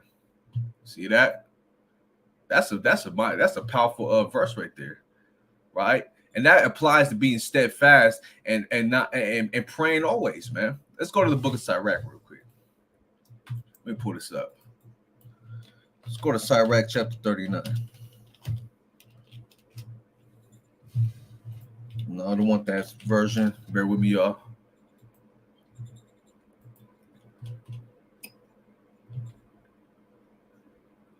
Let's go to Sirach chapter 39 and verse. Let me view the whole chapter here.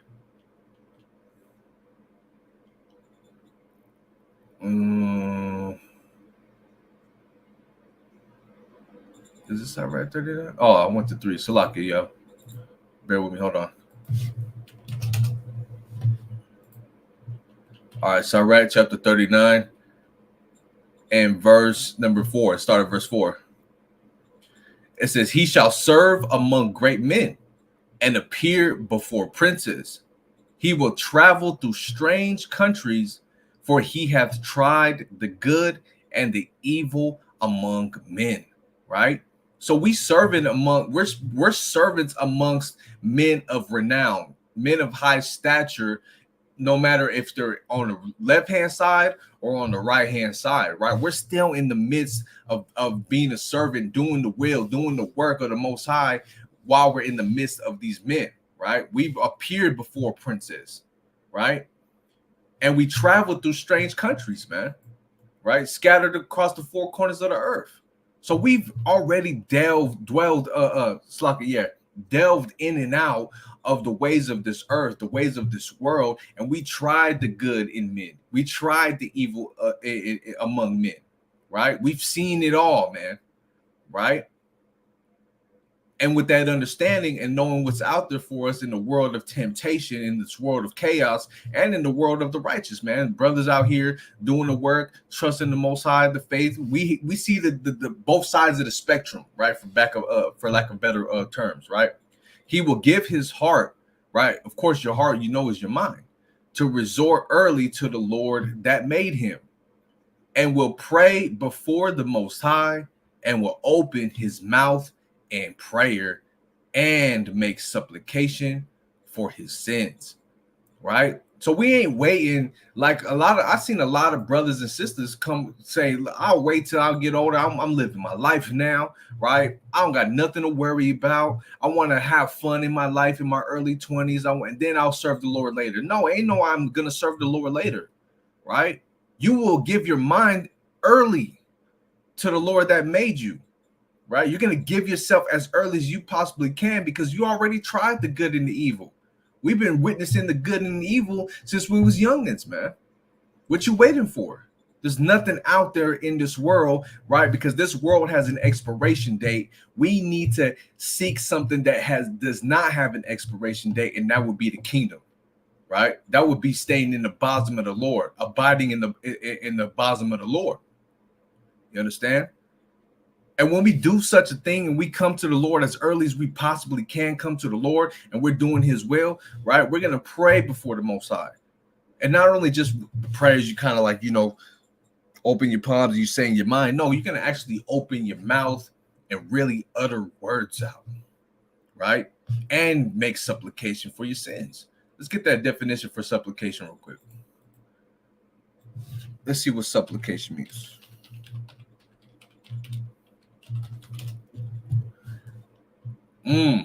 Watch this. Supplication means the action of asking or begging for something earnestly or humbly. Right? Just like Officer Gabawar brought out earlier, right? Petition. See that? So we're going to be begging earnestly in our prayer, right, for our transgressions as early as we possibly can, right, to make a right plea and appeal our case before the Most High to have mercy upon us, right? And everything that comes in between doing all of that is, guess what, man? That's that probation, right? You plead the case at court, man. They give you a damn community service, right? You do a little 30 days or something, you know, say pay a couple fines, you know what I'm saying? Because you plead that and you made an appeal, and now you just want to kind of have the judge have mercy on you. But this is on a higher level. We don't want to get put to death by the Most High, right? So we're gonna beg earnestly in a humble and meek manner, right? And doing the will of the Most High, right? Staying steadfast in doing His work and praying and staying steadfast in that prayer and actually uttering out these prayers, man, right? Because of all of our sins and our transgressions we have done, right? Let's go back. Verse 6. Now, verse 6 says, when the great Lord will, right, in the time the Most High is going to do something, right, He will be filled with the spirit of understanding. Now you're going to get filled with the spirit of understanding. He shall pour out wise sentences and give thanks unto the Lord in His prayer. Now you know the Most High dealing with you, right? Now you got all these precepts. You got these breakdowns. You in this truth. You staying steadfast in it, right? You not letting your candle dim out, right? You keeping on fire in this in the walk, right? Now we giving thanks to the Most High. Now we see that mercy being delivered to us in a way that we never expected, right? To understand the mercy of the Most High, the mercy is not always just, okay, we're not put to death, right? The mercy is actually getting the things that the Most High is blessing us with, man, right? You might be praying for a new job, new car, right? You might have been praying for all of these things that the Most High knows you need, right? He's going to give it to you. That's mercy right there. It's not always just not being put to death. Mercy is getting the understanding, being built up in this truth, right? The Most High actually dealing with you and not just casting you away to the wayside because you was wicked. You understand? Verse 7. He shall direct his counsel and knowledge, and in his secrets shall he meditate. Right. So that's basically the point I wanted to bring out on that one. Right. Now let's go to Romans chapter 8. Right. Let me share this screen real quick.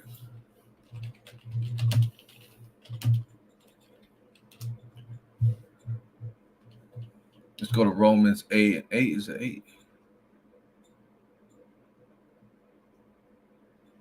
Yeah, let's start at verse 7. Now let's start at verse 6. Oh man, this whole thing's fire. Hold on. Man, I'm gonna have to start back at the top.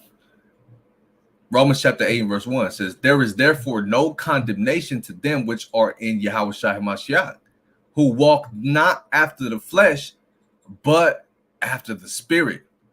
Right? Let's get that word for condemnation. Right? There is no condemnation. Right? Means you're not going to be condemned. You're not going to be damned to a sentence. Right? You're not on your way to damnation, man. Right? Utter destruction. If you walk in righteousness, you won't walk that way. But if you're walking after the flesh, man, right, you're going to be condemned. You're going to be sentenced to damnation, man. And we don't want that for our people. You understand? Verse 2. For the law of the spirit of life is Yahushua HaMashiach, which had what Slakia. For the law of the spirit of life in Hamashiach Yahushua hath made me free from the law of sin and death. For what the law could not do, in that it was weak through the flesh, Yahweh sending his own son in the likeness of sinful flesh, and for sin condemned sin in the flesh. Right? And that's that example, man. That's that example and that light that we can look for, that's not hidden under a bushel, for a guidance that we can do it too. Right? Philippians 4 and 13. I could do all things through Hamashiach Yahushua, which strengthens me. Right? What did we just read in Isaiah chapter 40?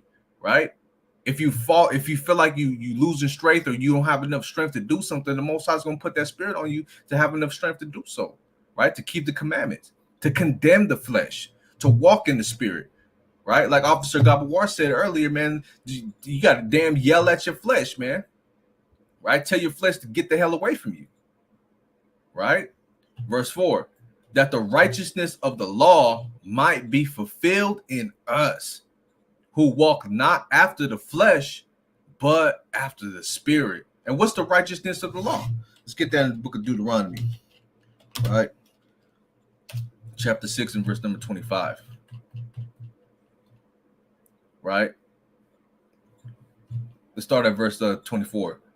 It says, and Yahweh commanded us to do all these statutes, to fear Yahweh our power, for our good always, that he might preserve us alive, as it is at this day. Verse 25, and it shall be our righteousness if we observe to do all these commandments before Yahweh our power, as he hath commanded us. Right? So that's the righteousness of the law that's going to be fulfilled in us if we fight the flesh. Right? The flesh don't want you to keep these commandments, man. The flesh don't want you to put on them fringes. The flesh wants you to eat pork. The flesh wants you to go out and have damn shrimp, crab, and lobster at damn Joe's Crab Shack, man. But guess what? The spirit, it don't want you to do none of those things. The spirit wants you to walk in the image of Yahweh Shai. The spirit wants you to do and operate things in the spirit according to what the Most High said. Why? Because the Most High is a spirit, man. The ultimate spirit, the Father of spirits. Right? Verse 5.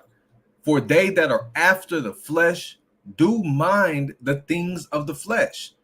Right? So if you walking in the flesh, man, it's not gonna bother you, man. Right? I'm tired of seeing people eat pork. I'm tired of seeing people eat shrimp, crab, and lobster. I'm tired of seeing jakes without no fringes on when they know that they should have some damn fringes on, right? I'm tired of seeing jakes not keep these holy days when they know they need to be keeping these holy days. You understand? I'm tired of it.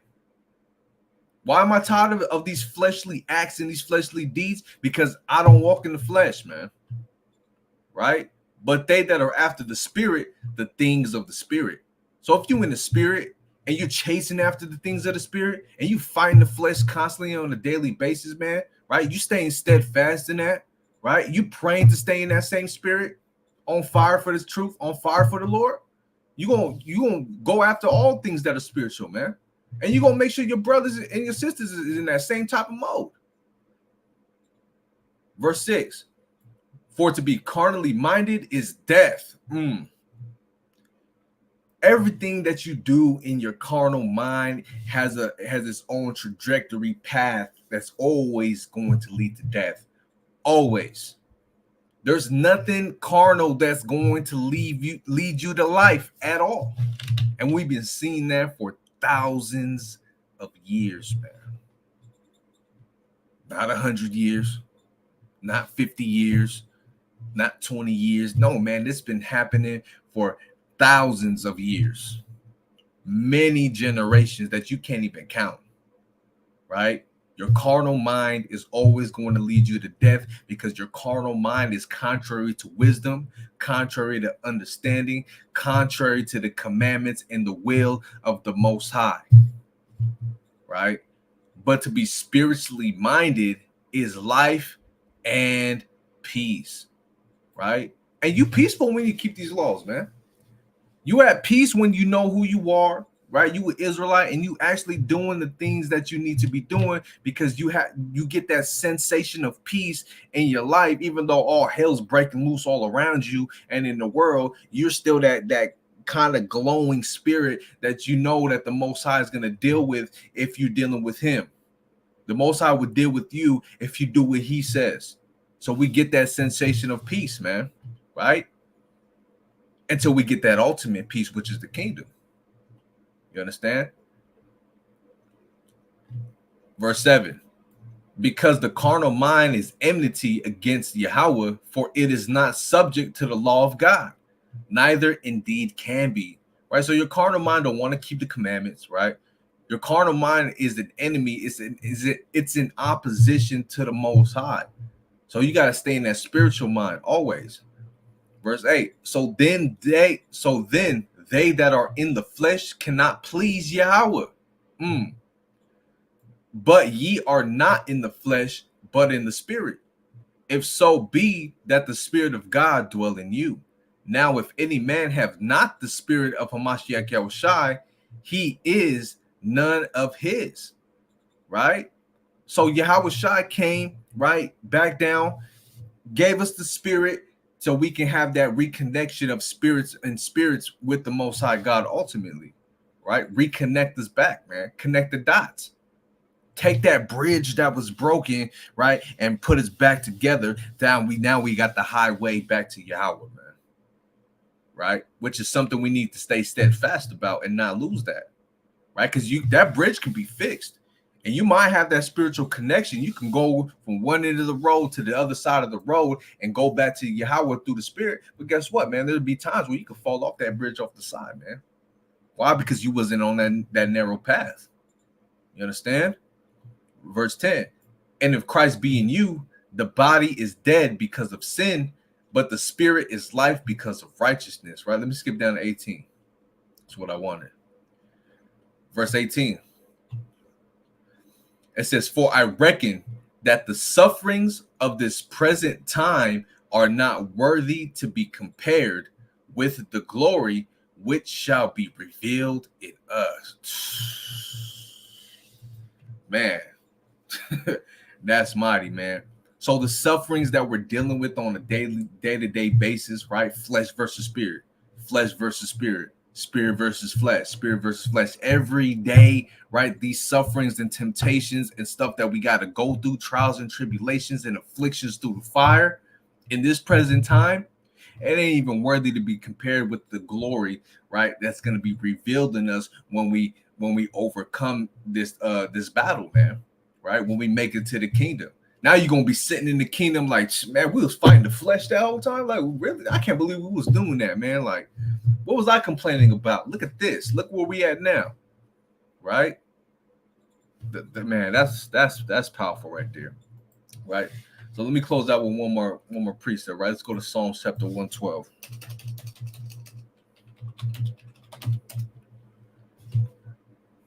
It's the book of Psalms, chapter 112, and verse number 7. Let me start up.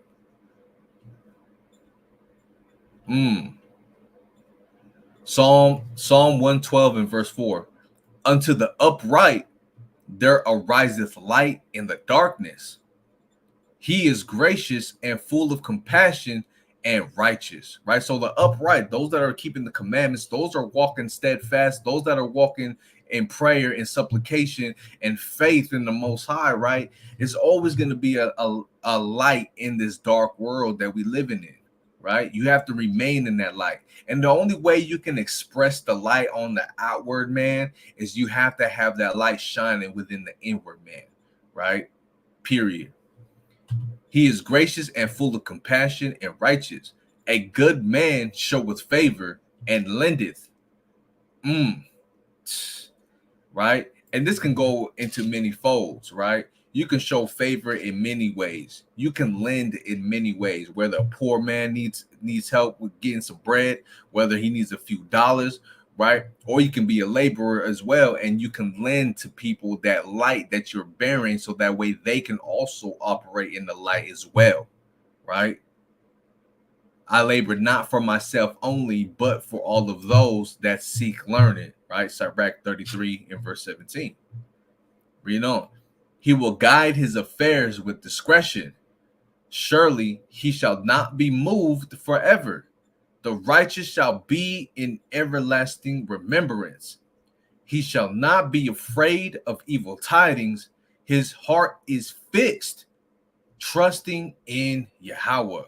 So we ain't afraid of nothing, man, right? Because once you operating in that light, light cannot be afraid of the darkness. The darkness is always afraid of the light because where the light is, the darkness runs away, right?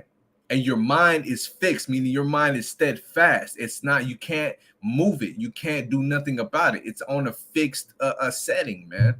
Right? Your mind has to be on a fixed setting, and that fixed setting that your mind has to be on continually on a daily basis in order to stay steadfast in His truth, in order to pray without ceasing, in order to keep operating in that light with wisdom, knowledge, and understanding. Your mind has to be in a fixed setting, trusting in Yahweh. Man, that's powerful, man. Yeah, I'm gonna end out with that one, right? That's powerful. That's powerful. Right. So look, man, stay steadfast and pray without ceasing, man. You know, you might be going through something in this world. You might be going through something yesterday. You might be going through something right now. You might have been going through something last week, right? But stay steadfast. Don't let these damn evil powers and these evil spirits and these demons and Satan move you out this truth, man. Right? Because it hurts. It hurts a lot when brothers get fished out the truth, man. It's like, man, damn, you know. But hey, man, you watching right now. If you watching this right now, you're still in this thing. If you watching this right now, stay steadfast. If you watching this video right now, say a prayer right now and never stop praying, man. Stay steadfast in this truth. Don't let nothing move you, and pray always and have faith and trust in Yahweh Ba'Shem Mashiach wa Malak Yahweh Shai, that you're gonna stay on fire in this thing, man. Right? And do the will of the Most High. You understand?